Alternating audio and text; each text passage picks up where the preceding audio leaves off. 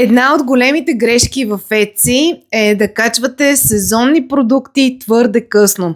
Хайде да видим какви предложения вече хората купуват за Великден и какво може вие да започнете да качвате във вашите Etsy магазини.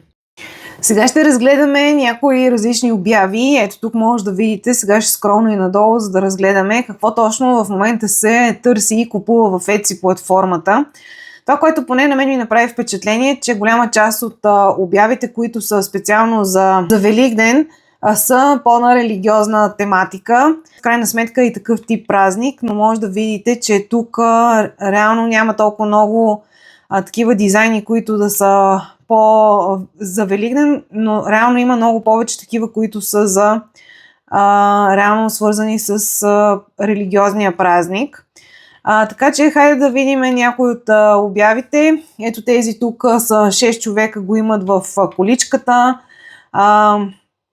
От този дизайн двама човека са го купили в последните 24 часа.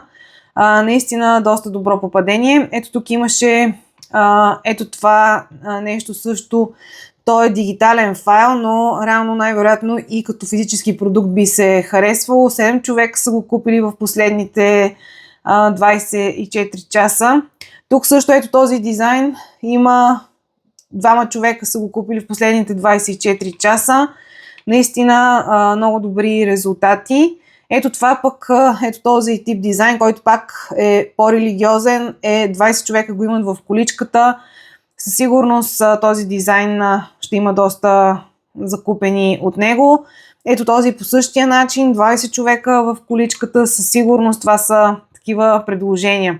Така че ако не сте започнали да качвате вашите продукти за Великден, може да направите такъв тип дизайни и да започнете още от сега да ги качвате. А за всички вас, които искате да разберете малко повече за бизнес модела печат при поискване, ви каня, съвсем скоро е моят безплатен вебинар, който може да видите и да се запишете за него на линка под или над това видео. А за всички хора в TikTok и Instagram може да намерите активен линк в профилът в био.